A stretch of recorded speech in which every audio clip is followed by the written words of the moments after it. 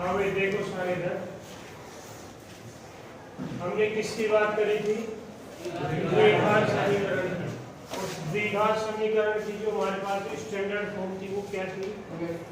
ax² plus bx plus c बराबर 0 और a क्या नहीं था? नॉट इक्वल टू 0 क्योंकि a 0 होते फिर ये द्विघात समीकरण नहीं रहते। इसके मूल हमने निकाले थे। मूल क्या निकाले थे भाई? x बराबर minus B plus minus under root B square minus B square minus 4ac बटे 2a। यानी कि ये द्विघात समीकरण के कितने मूल होंगे? 2 मूल होंगे, क्योंकि x या उस समीकरण की कोटि या फिर आप कहोगे जी वेरिएबल की जो भी हाईएस्ट पावर होगी उतने ही उस इक्वेशन के मूल होंगे, उस समीकरण के मूल होंगे। तो यहाँ पे हमारे द्विघात समीकरण की कोटि 2 होती है, x की अधिकतम पावर 2 है, तो x के कितने मान होंगे? 2। और वो 2 कौन से थे? एक तो प्लस, एक बार तो प्लस वाला, एक बार माइनस वाला, तो 2 मान हो गए। ठीक है भाई। अब हम पढ़ेंगे क्या? मूलों की प्रकृति कि मूल कैसे होंगे। तो वो हम इससे डिसाइड करेंगे जो a, b और c होंगे आपके कोफिशिएंट, x² का गुणा, x का गुणक और अचर पद। इनके आधार पे ही आपके मूलों की प्रकृति का डिसाइड होगा कि मूल कैसे होंगे। तो इसको आप कैसे लिख सकते हो भाई? माइनस बी, ये इसके डिवाइड कर दो 2a प्लस माइनस, ठीक है, under root B square minus 4ac, ये भी 2a हो गया आपका। इसके नीचे भी क्या आ गया भाई? 2a आ गया आपका। ठीक है। अब देखो a, b और c सब क्या होते थे? A B C real number होते थे आपके। कैसे जो होते थे? रियल नंबर होते थे, वास्तविक संख्याएं होती थी। ठीक है। इस वाले में देखो ऊपर भी रियल नंबर, नीचे भी रियल नंबर, मतलब कैसा भी आओ क्या बनेगा? वास्तविक संख्या बनेगी। a भी वास्तविक संख्या है, लेकिन अंडर रूट की बात जब हम करेंगे, किसकी बात करेंगे?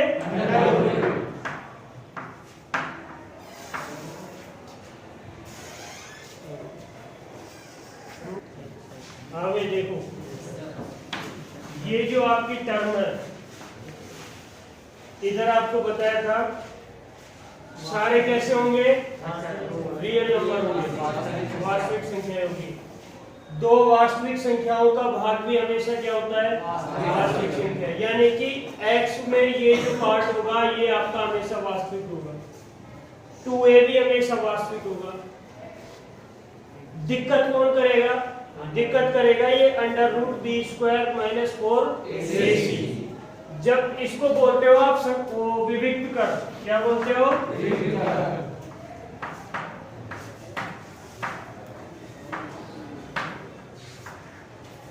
इसमें क्या होगा भाई? इसमें ये आपका पॉजिटिव भी आ सकता है, ये आपका नेगेटिव भी आ सकता है, और ये आपका क्या भी हो सकता है? 0 भी हो सकता है। इसमें बनेगी आपकी 3 कंडीशन। ये नेगेटिव हो सकता है, ये पॉजिटिव हो सकता है, और ये 0 हो सकता है। तो पॉजिटिव में और 0 में तो कोई दिक्कत नहीं है हमें, लेकिन अगर अंडर रूट में माइनस हो गया तो फिर वो तो काल्पनिक हो जाएगा। क्या हो जाएगा? काल्पनिक हो जाएगा, वास्तविक मूल नहीं होंगे वो, क्योंकि ऐसी कोई संख्या नहीं है जिसका वर्ग ऋणात्मक संख्या हो। अंडर रूट से ये कट जाएगा, स्क्वायर क्या बचा? माइनस बचेगा, जो भी 10, 20, 50 जो भी होगा। और ऐसी कोई संख्या नहीं है जिसका वर्ग कैसा हो? ऋणात्मक। क्योंकि देखो वर्ग का मतलब ही क्या होता है, संख्या का 2 बार स्क्वायर, मतलब 2 बार गुणा, यही होता है। कैसी संख्या ले लो आप, -a ले लो, -a का स्क्वायर करो, -1 गुणा -1, कैसा आ गया भाई, प्लस का a स्क्वायर। इसका मतलब ये है कि आपके पास ऐसी कोई संख्या नहीं है जिसका वर्ग कैसा हो, माइनस में आ जाए।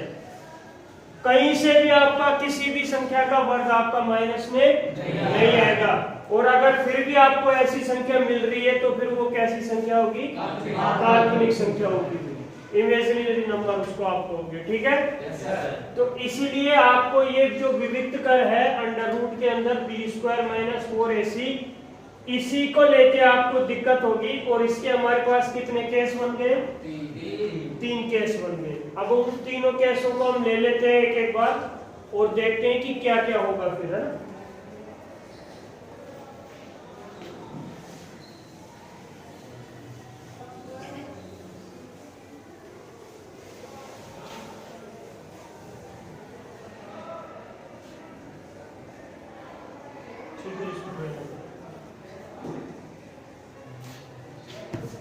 पहली कंडीशन,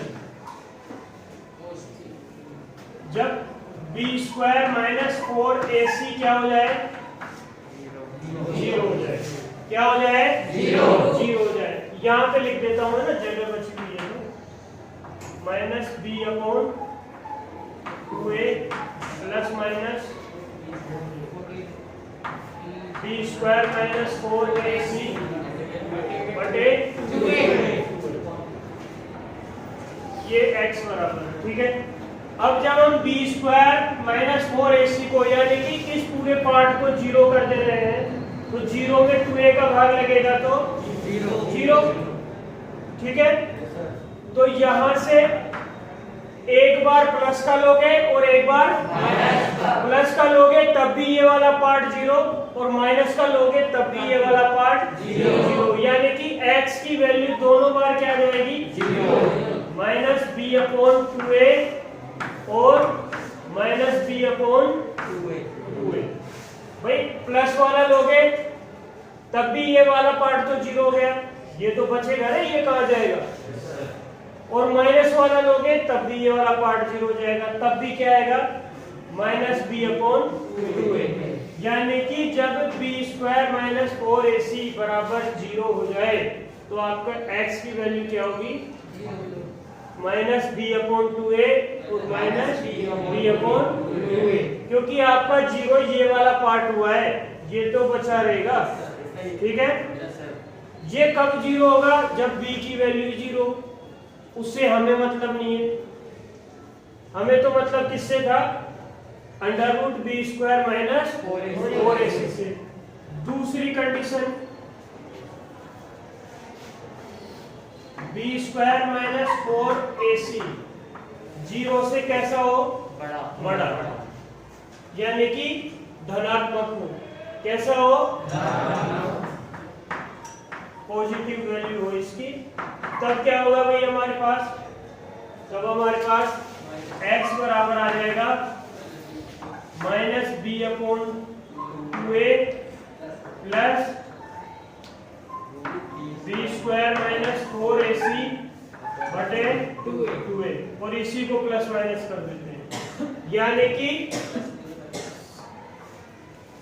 कुछ भी वैल्यू आएगी वो आ जाएगी हमारी, उससे हमें कोई मतलब नहीं है। लेकिन कैसी वैल्यू होगी, पॉजिटिव होगी। यानी कि इसके जो मूल होंगे, एक मूल तो क्या, अलग अलग ही लिख देता हूँ, चलो। एक मूल तो क्या हो जाएगा, -b/2a प्लस √b² - 4ac बटे 2a, और दूसरा क्या हो जाएगा, -b/2a माइनस √b² - 4ac बटे 2a। दो मूल हो गए, ठीक है। तीसरी बात, जब b² - 4ac कैसा हो जाए, 0 से छोटा, यानी कि नेगेटिव इसकी वैल्यू हो जाए, जैसे -10, -20, -50, यानी कि ऋणात्मक हो जाए, तब हमारे पास क्या होगा भाई? ये कैसा, अगर ये संख्या ऋणात्मक हो गई और इसको हमने किस में ले लिया? अंडर रूट में, तो फिर ये क्या हो जाएगा?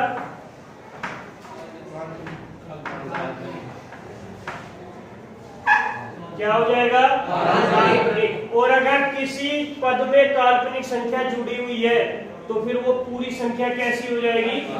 काल्पनिक हो जाएगी, यानी कि उस संख्या का कोई अस्तित्व नहीं होता है, क्योंकि आप जब भी इस पे ठीक है भाई, ये कैसी हो जाएगी? अगर अंडर रूट में माइनस आ जाएगा तो काल्पनिक हो जाएगी। इसका मतलब जब ये b² - 4ac की वैल्यू 0 से कम होगी या लेस देन 0 होगी, तो हमारे पास मूल तो यही रहेंगे दोनों, लेकिन वो कैसे होंगे?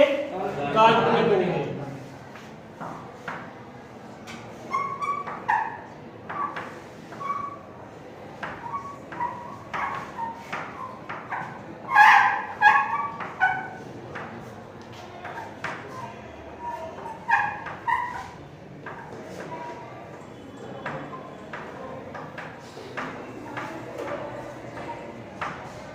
ठीक है, कैसे होंगे ये? काल्पनिक होंगे। अब इनके बारे में लिख देते हैं भाई, इनके बारे में क्या कर देते हैं? लिख देते हैं कि अगर ऐसा होगा तो फिर मूल कैसे होंगे और क्या होगा। ठीक है, तो सबसे पहले हमने क्या करा है? क्या? जब दोनों 0 हो गए, दोनों नहीं, जब हमारे पास क्या था? b² - 4ac बराबर क्या था? 0। तो हमारे मूल मिले -b/2a और दूसरा मूल भी मिला हमें -b/2a, यानी कि जब ये 0 होगा तो दोनों मूल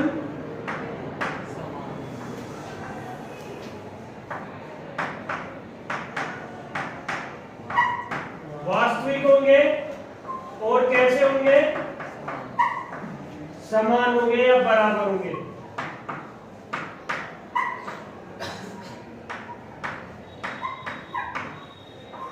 कैसे होंगे भाई? जब आपका b² - 4ac बराबर 0 होगा तो x बराबर -b/2a और -b/2a दोनों बराबर है, और a और b दोनों कैसी संख्याएं हैं? वास्तविक संख्याएं हैं। तो इसका मतलब दोनों मूल कैसे होंगे? वास्तविक होंगे और बराबर होंगे। ये बात समझ में आ गई? जब आपका क्वेश्चन पूछा जाएगा तब वो आपको क्वेश्चन पूछेगा कि इस समीकरण के मूल ज्ञात कीजिए तथा इनके मूलों की प्रकृति बताइए। तो आपको मूल ज्ञात करना है इस फॉर्मूले से, और इसको देखना है आपको, या फिर जो आपका x आएगा इनको देखना है आपको। जो आपका x आएगा उसको देखना है कि ये x की वैल्यू है, दोनों मूल वास्तविक है, अवास्तविक है, बराबर है या अलग अलग है। जो भी आपको होगा वो बताना पड़ेगा। ठीक है, दूसरी बात, जब आपका b² - 4ac किससे बड़ा हो? 0 से, यानी कि इसकी वैल्यू कैसी हो? पॉजिटिव है, तो ये पॉजिटिव होगा, ये भी पॉजिटिव होगा, तो अवास्तविक तो होने से रहा, मूल तो कैसे होंगे?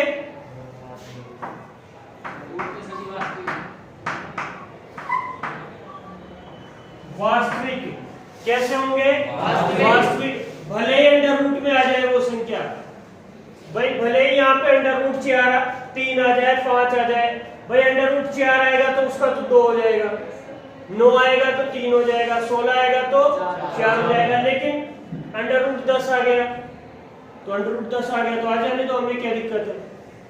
अंडर रूट -10 नहीं होना चाहिए था। ठीक है ना? तो मूल कैसे होंगे? वास्तविक, क्योंकि अंडर रूट वाली संख्या भी वास्तविक होती है। और क्या दोनों बराबर है? नहीं, तो कैसे होंगे?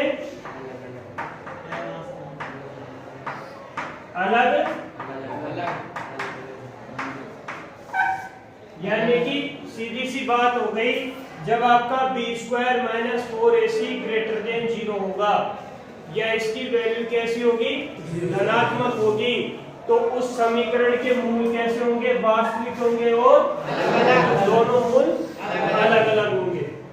आ गई बात समझ में?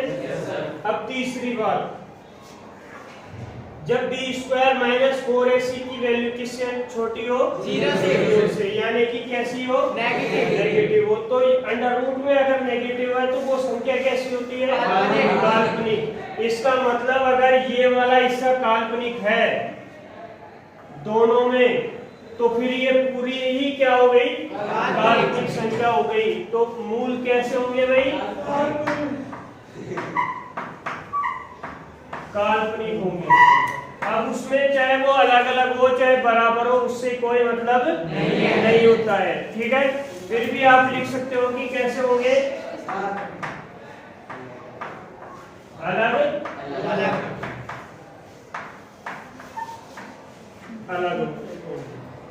ये बात समझ में आ गई सबको? एक बार दोबारा से देख लो सभी। हमारे समीकरण था ax² + bx + c बराबर 0। उसमें a क्या नहीं था, a नॉट इक्वल टू 0 था, और a, b और c कहां से थे, वास्तविक संख्याएं थी, यानी कि r में से।